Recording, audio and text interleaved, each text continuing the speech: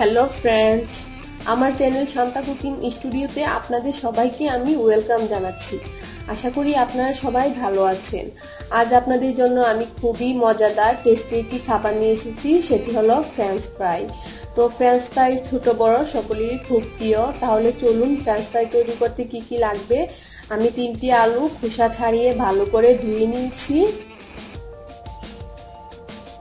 এবার আমি একটি নাইফ দিয়ে আলুগুলোকে এভাবে পাতলাও করব না, আবার খুব পুরু করব না, এভাবে কেটে নিব। এখন আমি ছুরি দিয়ে এভাবে স্লাইড করে কেটে নিচ্ছি আলুগুলোকে। এভাবে আস্তে আস্তে সবগুলো আলুকে আমি এক এক করে কেটে নিব। খুব স্পিডে কাটতে যাবেন না, আবার হাতে লাগতে পারে। খুব আস্তে আস্তে কাটতে হবে। নাইফ দিয়ে খুব সহজে কাটা যায়। সবগুলো আলু কাটা হয়ে গেছে।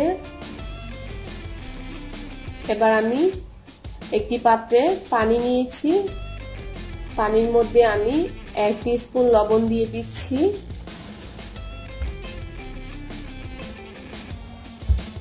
পানিটাকে আমি ঢেকে দিব। বলক আসা অবধি পর্যন্ত আমি অপেক্ষা করব। বলক এসে গেছে। এখন আমি বলক আসা পানির মধ্যে আলুগুলো দিয়ে দিব। আলুগুলোকে সিদ্ধ করে নিব।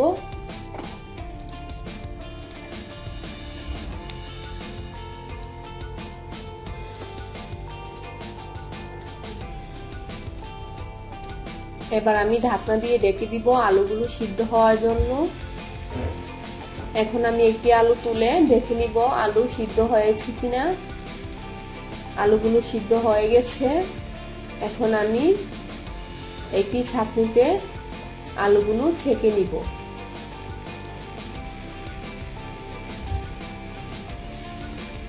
এখন আলুর পানিটা ভালো করে ঝরানোর জন্য আমি একটি টিস্যুতে আলুগুলো তুলে নিব। আর যেহেতু তেলে ভাজবো, তাহলে ভালো করেই আলুর পানিটাকে শুকিয়ে নিতে হবে।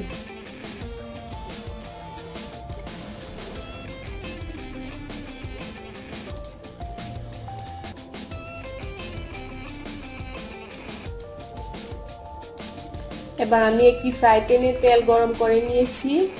এখন তেলের মধ্যে স্লাইড করা কাটা সিদ্ধ হওয়া আলুগুলোকে দিয়ে দিব। এবার মিডিয়াম আঁচে আলুগুলোকে খুব মচমচে করে ভাজতে হবে এবং আলুর কালারটা ব্রাউন কালার হবে যখন ভাজা হয়ে আসবে।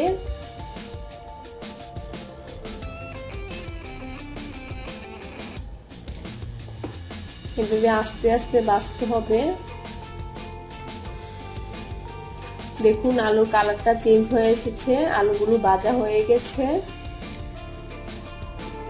এখন আমি আলুগুলোকে এমন একটি ছাঁকনি দিয়ে তুলে নিব। আপনারাও এরকম একটি ছাঁকনি দিয়ে আস্তে আস্তে আলুগুলোকে তুলে নিবেন।